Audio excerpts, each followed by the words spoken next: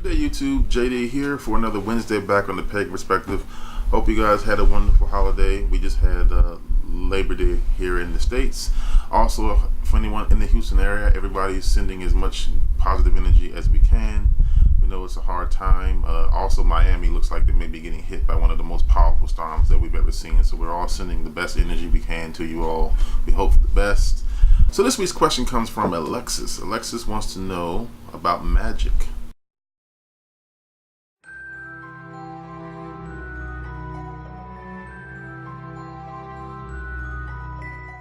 Hoodoo is definitely magic, just like witchcraft is magic. There's different types of magic. You can get into the different ethnic backgrounds and their ties to magic. There is magic that comes from an Asian background. There is magic that comes from an African American background.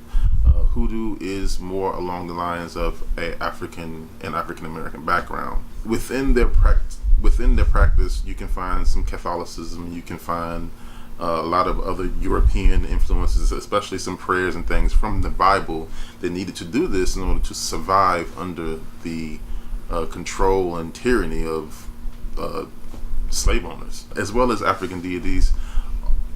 It's kind of rolled into Hoodoo, and then there will be times where you'll see where they'll use Catholic deities in place of the African deities to kind of hide it and survive, so that way the system's not destroyed.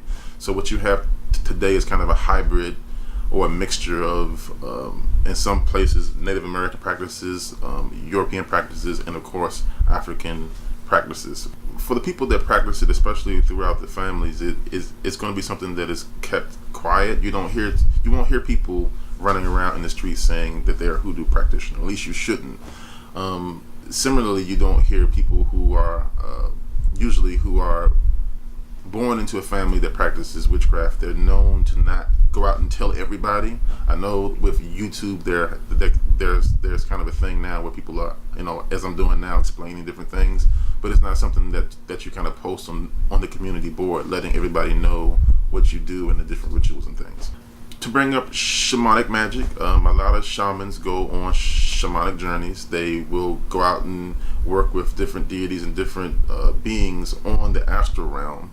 And the idea is that people in the family, or basically where they are, people who are in the community, the village as it were, who may need certain types of help, these shamans would go out and seek help from the deities there, and they would bring these energies back to our waking realm, our realm here. Like many of the different types of magic, especially Hoodoo and Voodoo, there is different aspects of these particular systems of magic where you'll run into shamanism. And speaking of shamanism is a system whereby people or shamans would go into an altered state to communicate with spirits and deities on the astral realm, in the hopes to bring energies back to feed or help people in the village or the city that need this type of help.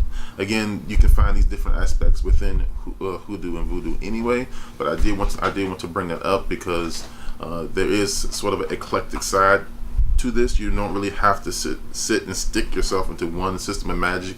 You can, if you feel comfortable, go out and work with different deities of different pantheons anyway. Sympathetic or imitative magic, and this is magic that can be found with the voodoo doll. That's a very well-known example of you can see from the movies in Hollywood, where if you get some of the person's hair and you stick it on the doll, it's thought that it will allow you to make some kind of connection with that person. And that's the general idea. With sympathetic or imitative magic, you have some type of drawing or some kind of doll of the person, place, or thing you want to affect. Whether that effect is a good effect or a bad effect, meaning if you want to curse the person or if you want to bless them, the idea with sympathetic magic or imitative magic is that you're using that likeness, and that likeness is directly linking you to that person. And this can apply to many different systems of magic, witchcraft, Hoodoo, shamanism, all that. You can kind of find that particular strand within. I've brought this particular subject up many times in the past. I've talked about thought forms and the creation of thought forms, and how wonderful they can be as far as your magical team. when you create, everyone has the ability to create thought forms.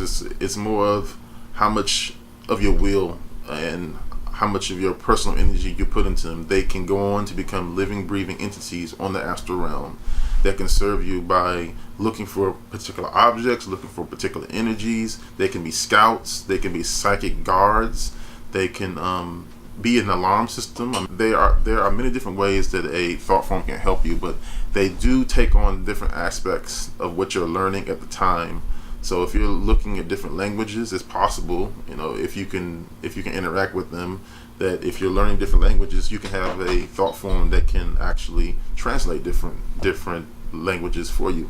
So that's a whole nother aspect. You may want to look at my personal channel for that. I'll get into that whole side of things where you create thought forms. But I thought I should bring it up because it is a type of magic. You're outpouring your energies into these beings, and they go on to live on the other side, and they can affect things on this side. And finally, I wanted to talk about the invocation of gods, goddesses, spirits, pacts, and thought forms that are created by other spirits. With classic witchcraft, when you cast a circle, you call the quarters, and you invite deity into the circle, you're actually, in some aspect, inviting that energy from that deity to be with you while you're performing ritual. They can bless your ritual to kind of supercharge it a bit. And that's something that a lot of rituals with Wicca do. That's a lot of things with even Hoodoo. They'll actually have a Hoodoo god or goddess come in, and they can help you, kind of rocket your magic up to affect change. And this can be whether you're trying to help somebody or harm somebody. It's up to you. That's kind of what this stuff boils down to, if you believe in that kind of thing. I don't think I've talked about this particular aspects, but spirits have the ability to create things on the other side. And I've even known them to create something similar to a thought form. Now, of course, that kind of goes almost into the subject of sorcery, because you are creating a intimate relationship with the spirit, and there are certain favors that need to be done, whether it's a glass of wine or some type of meal.